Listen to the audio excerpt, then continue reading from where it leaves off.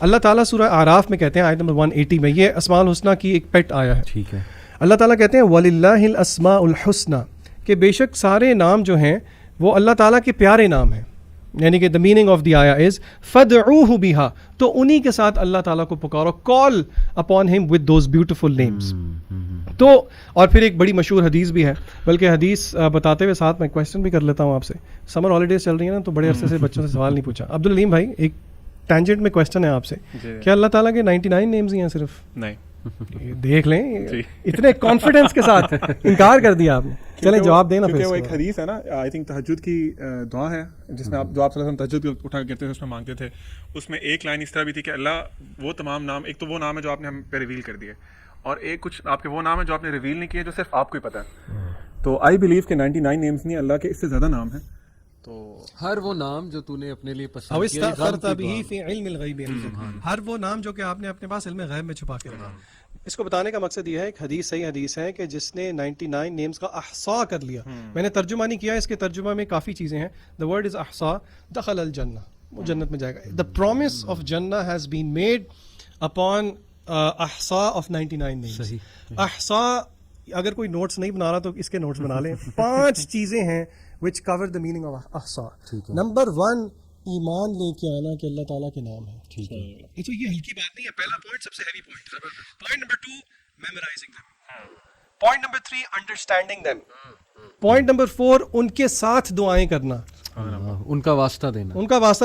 یا غفور، گناہ کیا ہے تو اللہ کو اس پیارے نام سے بلا، یا فتح، یا راستہ کھول دے. Number 5، act in accordings to them. اب یہ ہم کہیں گے کیا مطلب act in accordings to them? آئیں اس کی ایگزامپل دیکھتے ہیں. 4 نام میں آپ کے سامنے جلدی سے رکھتا ہوں. رحمان رحیم میں نے رکھ دیا.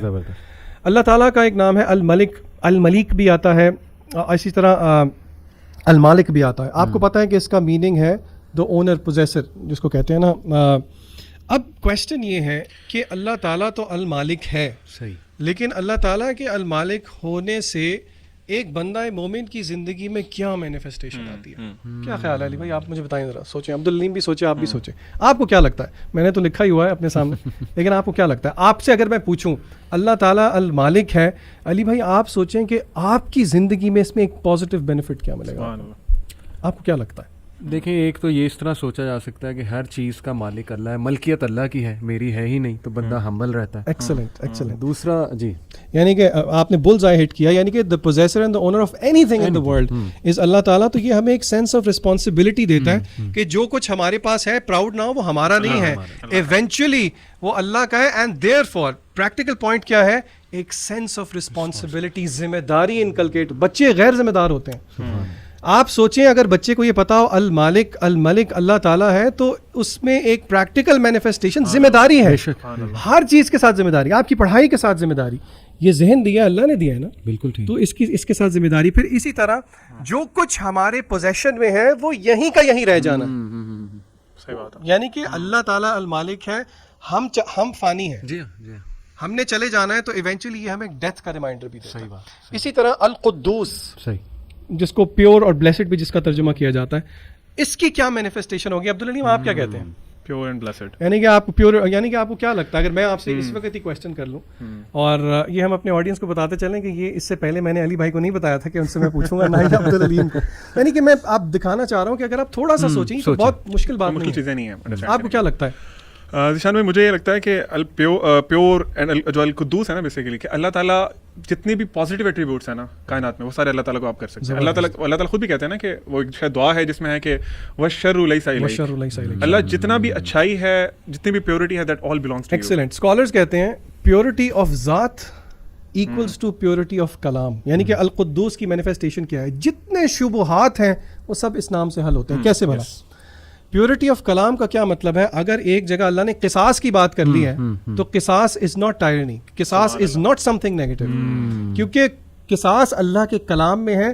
پیورٹی آف کلام نیسیسیٹیٹس دا پیورٹی آف ذات، القدوس. اسی طرح اگر اللہ تعالیٰ نے کچھ کارپورل پنشمنٹس رکھی، اسی لیے قصاص کی مثال ہی لے لیں. اس آیت کے اینڈ میں اللہ تعالیٰ نے کہا ہے کہ اس میں تمہارے لیے زندگی ہے. آپ کوئی سوچے کہ ڈیتھ فار ڈیتھ میں زندگی کہاں سے آ گئی. تو اس کا نقطہ جو ہے نا وہ علماء یہ بتاتے ہیں کہ Islam looks for the greater good of the society.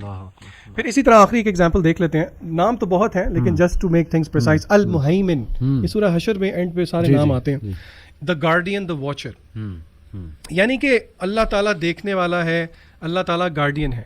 علماء کہتے ہیں کہ اس نام کا جو نالج ہے وہ ہمیں مجبور کر دیتا ہے کہ ہم اپنی سوچ, زبان سے جو چیز نکل رہی ہے اور جو ہمارے ایکشنز ہیں ان کے بارے میں ہم بہت زیادہ محتاط ہوں.